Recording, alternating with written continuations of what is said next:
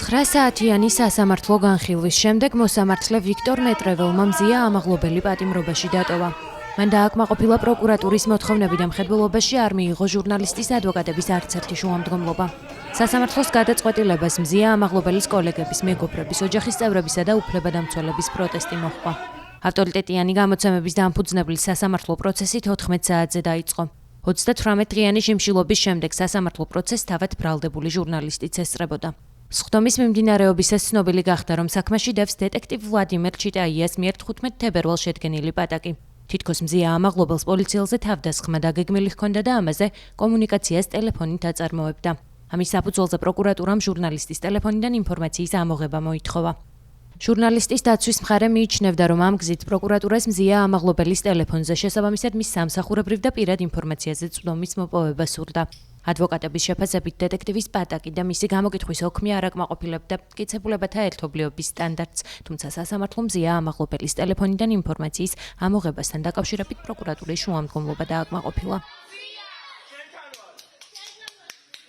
გამოძიებამ არ იკმარა მისი უკანონო პატიმრობა, ბრალდება, მისი უკანონო პატიმრობა, უკანონო ბრალდება და უცებ საქმეში გააჩნდა 15 თებერვლიდან წარიღებული ერთ-ერთი პოლიციის დეტექტივის პატაკი, რომელიც უცებ ასე ვთქვათ იმ ხასიათზე დადგა, რომ ამ პატაკში ყვება, რომ მისთვის რაღაცა წყაროდან გახდა ცნობილი, რომ თურმე პოლიტ რებუაძეზე თავდასხმა იყო წინასწარ ორგანიზებული და რომ თურმე ქალბატონმა მზიამ მიიღო ამასთან დაკავშირებით დავალება და ეს დავალება უნდა ჩანდეს მის ტელეფონში და აი ამ სამართლო პატაკის საფუძველზე შემდეგ პროკურორმა მიმართა შუამდგომლობით სასამართლოს და სასამართლომ ასეთივე სამართლო განჩინება გასცა კაცის გამოთხოვის შესახებ და აი ამ დოკუმენტების დაუშვებლობას ვითხოვდით ახლა ჩვენ ამ საქმეში.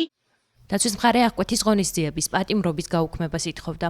პროკურორები კი ამტკიცებდნენ, რომ არსებობს საფრთხე მზია ამაღლობელმა ახალი დანაშაული ჩაიდინოს. ამიტომ ითხოვდნენ ჟურნალისტის სასამართლოს პატიმრობაში დაეტოვებინა.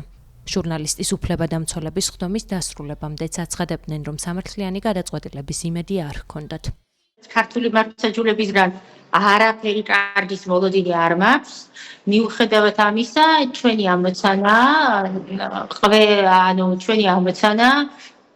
თუნდაც ვამხილოთ, გავაშიშლოთ, რამდენი უკანონობა ამ საქმეში, რას ჩადის ქართული ბრალდება და გამოძიება და ეხლა ვნახავთ, რას ჩაიდეს ქართული მართლმსაჯულება ორიგჯერზე, თუმე აქამდე მის უკანონო პატიმრობასთან დაკავშირებით არაერთხელ მიიღო სასამართლომ ასეთივე უკანონო გადაწყვეტილება. მრავალსაათიანი სხდომის პარალელურად ბათუმის საქალაქო სასამართლოს შენობასთან მზია ამაღლობელის მხარდამჭერი აქცია გაიმართა. ჟურნალისტმა კი სასამართლო პროცესზე თქვა, რომ ბრალს არ აღიარებს და თავს უკანონო პატიმრად მიიჩნევს.